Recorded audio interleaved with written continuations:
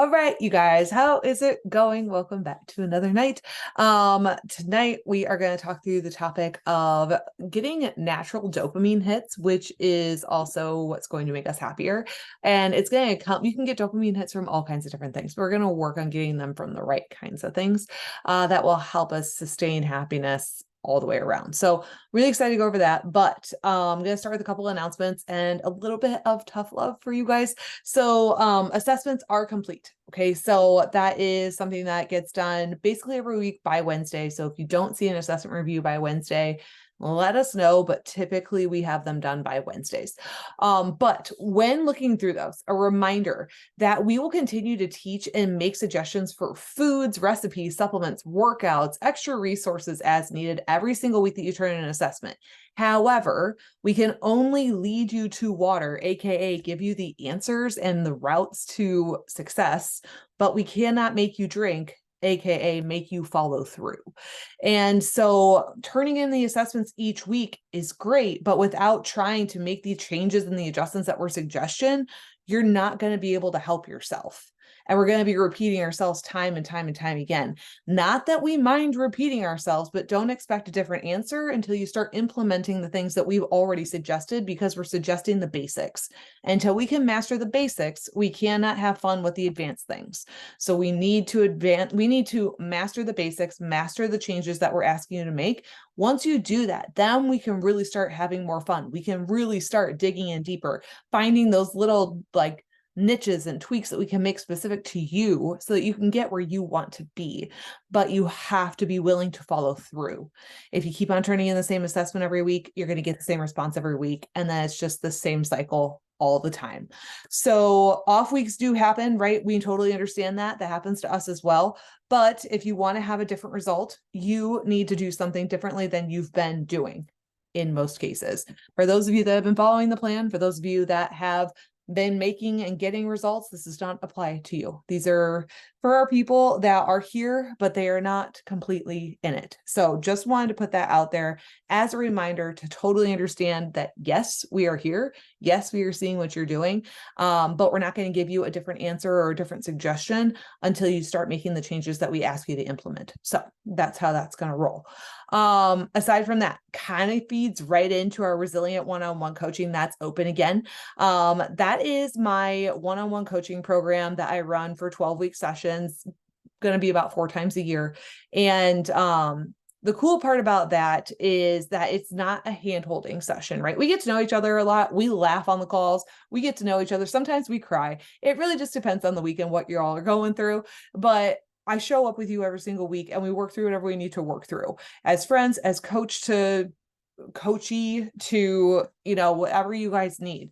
But it is not there for me to hold your hand and check in on you all the time or anything like that. It's very much, this is the plan. This is what you're expected to do.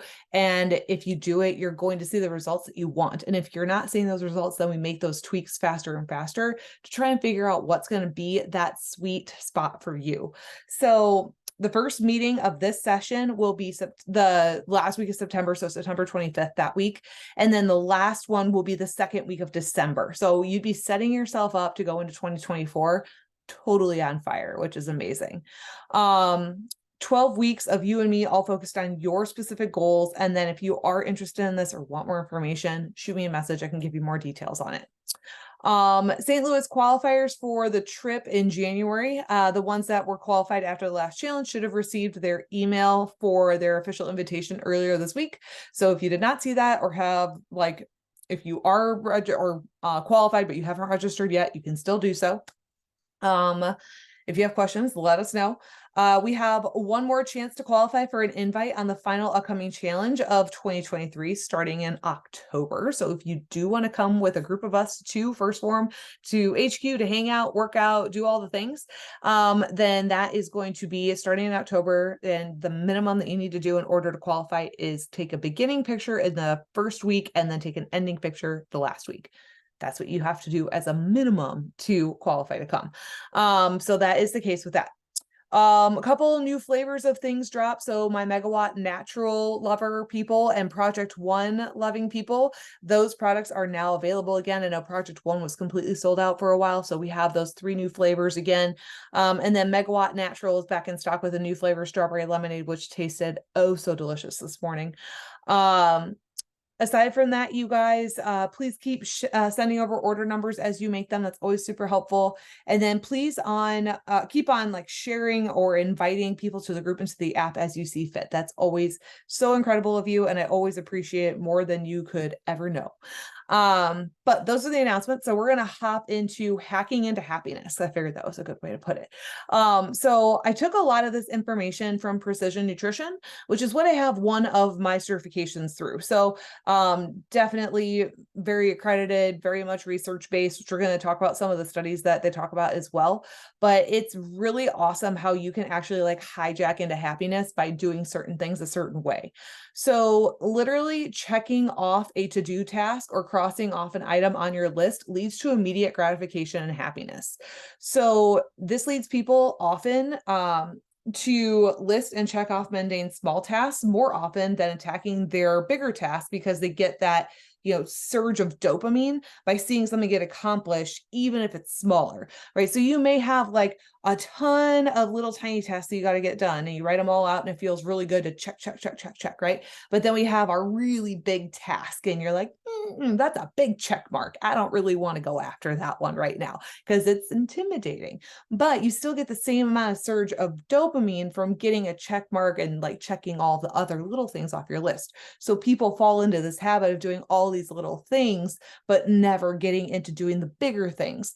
So before we get too far into how to manage that, dopamine, a happy chemical or hormone, is released when we do things that make us feel good, right? So when we do things that are hard, or we do things that are enjoyable, or we eat sweet things, and or we complete things, we get a surge of dopamine through our body, and that improves attention span, it improves memory, motivation, and all of that results into a positive feedback loop into our brain. So when you have those positive feedback loops, it makes you want to do those things more and more and more. You can see how that would go badly if you start eating sugar all the time. That's why we feel like we get addicted to sugar, because as soon as you have all of the sugar, you get all of the dopamine rushes, which makes you find this positive feedback loop, even though it's not positive for your waistline. However, you get the same dopamine surge when you have really good sex, or if you complete something on your to-do list, or you complete a hard workout. Kenzie's laughing. You know it's true. You know it's true. Happy hormones. Hello. Okay, but anyway, it's all true things, right? So if we can create those positive feedback loops for the right things, it can really produce a lot more happiness and satisfaction in our lives. So studies have shown that completing a few mundane tasks in the beginning of your day to get it started off can lead to more larger tasks getting completed later in the day. So it's kind of like priming the pump to get you going, because it's going to cause that motivation. It's going to start that rock rolling down the hill.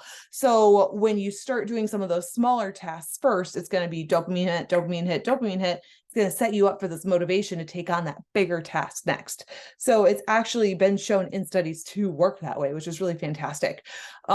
Studies also have shown that completing short, small tasks first open up the cognitive space to allow them to focus more, right? So like, for instance, if you've ever noticed, if you start a task but you're not able to finish it, then that's the thing that sticks in your brain the most, because it's the things that you didn't get to complete that stick out to you more than anything else, because it makes you frustrated that it's still taking up space in your brain. When you get to complete it, you can exit out of your brain. You can get rid of it. It's gone. You are done with it. But if we start a task, we don't get to finish it, then you have to keep on being reminded to go back and take care of that later. So that's why when we complete some of those smaller tasks and we get those knocked out of the way, then that's going to open up that cognitive space that we don't need to worry about those smaller things for a while. So then how much time should you devote to easier tasks first and not spend too much time on them so you can take on those larger, more intense tasks? So the biggest thing that they say, which I know you're going to be super shocked, is identify your priorities and then how long will they take you to complete, right? So we all have like a top 3 to 5 priorities that we need to take care of every single day. Everybody can say that everything on their to-do list is a priority, but still, even in your biggest to-do list, there are certain things that have higher priorities than others. So we need to figure out how to prioritize those and how to put them into an actionable space for you to take care of them every day. So, or take care of some this day and take care of some the next day kind of thing. So learn how to make your top priorities and about how long you think they're going to take you to complete.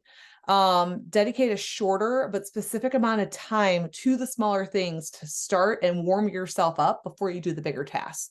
So for like me, for instance, I personally start with about 1 hour of devoted daily time to daily tasks, such as checking on emails, forwarded things to my QuickBooks kind of thing, posting ahead for social media stuff because that's part of my job, sending in orders, making and catching up on messages in the morning, before I get to attack those bigger tasks. Because if I know that I have 5 or 6 messages hanging out in the app and I haven't taken care of them, I'm not going to be able to focus on the things that I need to take care of that are bigger than that yet. I need to make sure that I take care of these small things first before I can clear my mind to take care of the bigger things next. So I set that time span to about an hour, knock out a ton of those little things, big, massive dopamine hit for all the checks off of my list right away in the morning. And then I can focus on those bigger things that take more of my attention, more of my focus. So that's really, really helpful. I repeat that process midday and catch up on like messages again, for instance, before diving into another big task to kind of rewarm my brain up and rewarm up that dopamine drop after like a meal or after a break in the day kind of thing happens to help me a lot. That's kind of why I love to do that. So large tasks and projects that take multiple days and weeks and et cetera to earn or achieve. Like not all of your tasks are going to be things that you can complete in 4 hours. For instance, I'm earning certifications. I'm going through training sessions. I'm not going to complete that in a day. This is going to be broken up into smaller chunks throughout many, many, many days. So what to do with that, right? So I set up a daily time allotment for these types of things every day. Sometimes they're 15 minutes, sometimes they're 60 minutes. Either way, I'm knocking out a short portion of this really large task daily to keep going forward. It's almost like adding to your savings account. You add a little bit at a time. Most of you are not going to put $10,000 into your savings account on a random Tuesday, but you may be able to put 20 bucks in there every Tuesday. And then that adds up over time and it doesn't feel like it hurts as bad. Also, same thing goes here when you have a really, really big task or a big scary task or something that you just kind of avoid all the time. When you put that 15, 30, 45, 60 minutes into it on a daily basis, then you chip away at it a little bit at a time. It's not near as painful and it doesn't take near as much of your brain power and energy. So, and every time that you get that done, every time that you complete that 15, 30, 45, 60 minutes, check it off the list. Just another dopamine hit because you're making progress towards that goal still. Absolutely fabulous. So the case in point is completing things in the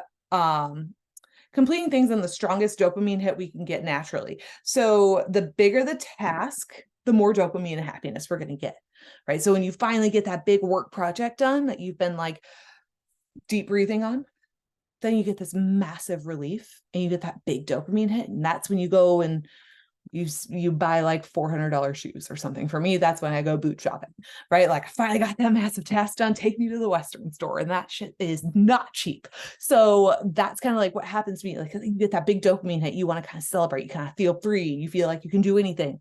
That's what happens when we complete those big tasks. Set yourself up for happiness by organizing your day with small things first and then big things second. Maybe break that up into 2 or 3 different times per day after meals or after breaks, after meetings, that kind of thing, to get you back into a groove of earning that dopamine hit before you take on those bigger tasks again. It'll allow you to focus a lot more as well. So that's what I've got for you tonight. That went a lot faster than I thought it would. There was like 4 pages of notes on that. But I love it too because it makes so much sense. What questions do you guys have on this, on anything else? What can I help you guys with? Do you use a to-do list? So I personally use 2 different to-do lists because I'm super type A. So I have my daily planner, right? This is for tomorrow, but you can see all my checks, right? check everything off throughout the day. Makes my heart feel good, right? So I write out my day ahead of time. I know exactly how long I'm going to take doing my little daily tasks, and then I go into my bigger tasks. Here I have my bigger arrows. I also have things in there like spend time with the kids, take the kids to soccer, that kind of thing. And it also helps to check those kinds of things off, because then I know that I'm prioritizing my family as well, right? That happens. I also use Trello, which is a free like to-do list board organization maker. It's kind of intimidating when you first open it, but I love it because you can do tasks on repeat. So every single day, the same tasks show up that I assign to into my get crap done list. And then I can slide things over as I complete them, or I can add different things to it as I get into it. So I like stuff like that because I have like my standard every single day things that I need to get done. And then in my planner, I can add in my one-offs as well. So that's kind of how I like to do things. Hopefully that helps a little bit, Elise. All right, guys. Well, I can let you go. I hope you have a great rest of your evening. If you have any questions or you need anything at all, get a hold of me. Have a great night. Bye, everybody.